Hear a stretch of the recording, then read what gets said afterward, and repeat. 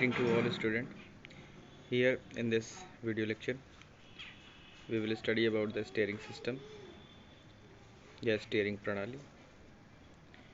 Basically हम इस video में देखेंगे कि steering system का इंट्रोडक्शन देखेंगे, कैसा होता क्या है steering system, फंक्शन क्या होते हैं, उसके सिद्धांत क्या होते हैं, जिस सिद्धांत पे वो काम करता है. फिर हम ये देखेंगे कि एकरमैन और डेविस स्टीयरिंग सिस्टम क्या होते हैं, कैसे काम करते हैं, उन दोनों में ड्रॉबैक क्या होता है, वर्किंग प्रिंसिपल कैसे डिफरेंट होते हैं और उनमें कंसेप्चुअली क्या अलग होता है. फिर हम देखेंगे types of steering gear box, जिसमें कि हमारे सिलेबस में worm and worm wheel type of gear box है and rack pinion types. It is very simple and practically in present scenario we are using this. Then at last हम देखेंगे कि power steering क्या होता है. Power steering में hydraulic and electrical steering की बात करेंगे. सो हम स्टार्ट करते हैं इस तरह से. हमारा पहला टॉपिक कि स्टीयरिंग सिस्टम क्या है. सो बेसिकली स्टीयरिंग प्रणाली या स्टीयरिंग सिस्टम एक ऐसे युक्ति होती है जिसके द्वारा कोई भी गतिमान वाहन अगर है तो उसके अग्र पहियों को, आगे वाले एक्सल से अटैच जो पहिए होते हैं उनको हम कंट्रोल करते हैं. उनको अपनी इच्छा अनुसार जिस दिशा में ले जाना होता है उसमें उनको मोड़ते हैं या उस डायरेक्शन में गाड़ी को ले जाते हैं. स्टीयरिंग जो है वो किसी भी वाहन के लिए बहुत ही अभिन्न अंग है, क्योंकि without steering we can't imagine the vehicle's existence. So बिना किसी वाहन मतलब किसी तरह के वाहन को अगर चलाना हो या नियंत्रित करना अगर हो तो उसमें सबसे पहला इम्पोर्टेंट कंसेप्ट होता है स्टीयरिंग मैकेनिज्म का. यह वाहन चालक की सीट के ठीक आगे स्थापित किया जाता है और स्टीयरिंग प्रणाली में फ्रंट एक्सल से ही जुड़ी होती है.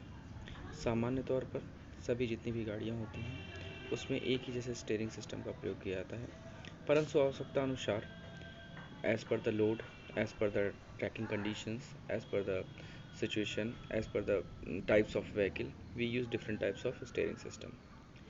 सो स्टीयरिंग प्रणाली के बारे में हमने समझा कि ये बहुत ही इम्पॉर्टेंट और बहुत ही अभिन्न अंग है किसी भी गाड़ी के लिए, क्योंकि ये उसकी दिशा को नियंत्रित करती है. अब एक अच्छे स्टीयरिंग जो सिस्टम होगी उसके कुछ गुण होने चाहिए.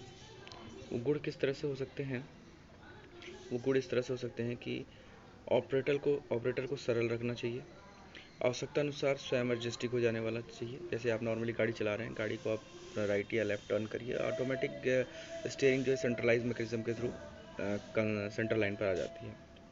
इसके प्रयोग में ड्राइवर को थकान का अनुभव नहीं होना चाहिए. जैसे कि आज के 5 साल 10 साल 15 साल पहले पावर स्टीयरिंग नहीं हुआ करती थी, तो वहाँ पर जो है ड्राइवर को ज़्यादा एग्जॉशन का फील करना पड़ता था, बिकॉज कि उसको स्टीयरिंग कट करने के लिए पूरा अपना एफर्ट लगाना पड़ता था. But nowadays due to the power steering and all, with the help of less effort there is a more output. So driver को थकान का अनुभव नहीं होना चाहिए, ये भी इसकी क्वालिटी होनी चाहिए. सड़क पर गड्ढे इत्यादि जो होते हैं उसमें झटके मिलते हैं, वो स्टीयरिंग को डायरेक्ट ट्रांसफ़र नहीं होने चाहिए, बिकॉज इस जर्क से ड्राइवर को अनकम्फर्टनेस होगी. इसकी कार्यप्रणाली में झटके इत्यादि कारण प्रभावित नहीं होने चाहिए. मीन्स अगर झटके या गड्ढे कुछ आ रहे हैं तो उसके जो वर्किंग प्रिंसिपल है या जो उसका बेसिक प्रिंसिपल है या जो काम करने की जो उसकी टेंडेंसी है, that will not affected at all.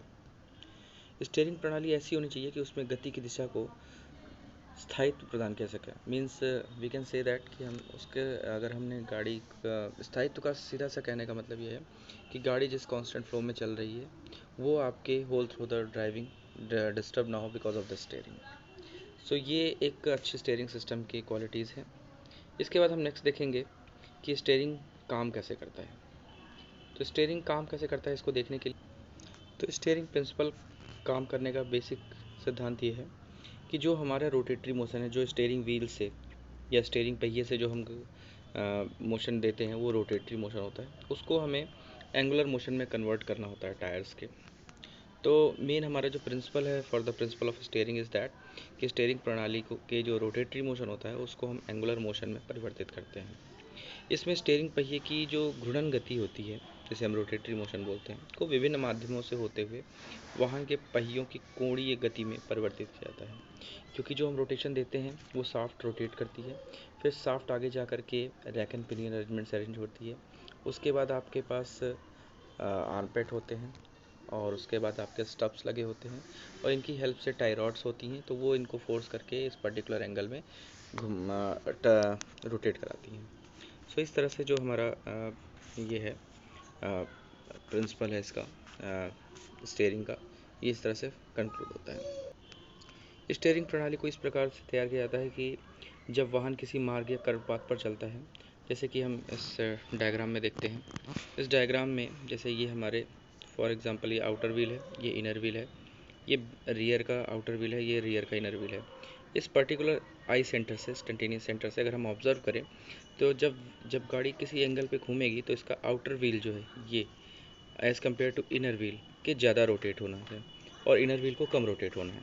तो ये सिचुएशन जब पॉसिबल होती है उस समय हम दोनों पहियों की गति अलग अलग होनी चाहिए।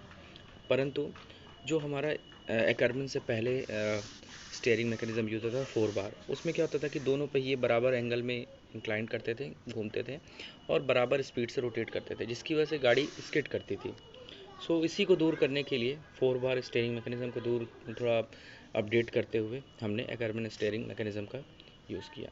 तो आगे की वीडियो में हम देखेंगे कि एक्करमैन steering system, Davis steering system कैसे काम करता है, दोनों में डिफरेंस क्या है, आज के वर्तमान समय में हम कौन से स्टीयरिंग सिस्टम को ज़्यादा यूज़ करते हैं और डेविस स्टीयरिंग सिस्टम को कम यूज़ करते हैं, तो उसके पीछे रीज़न क्या है।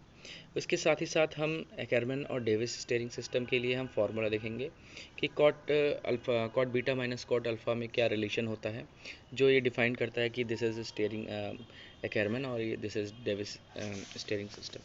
So thank you for watching this video, and if you have any doubt then please let me know. Thank you.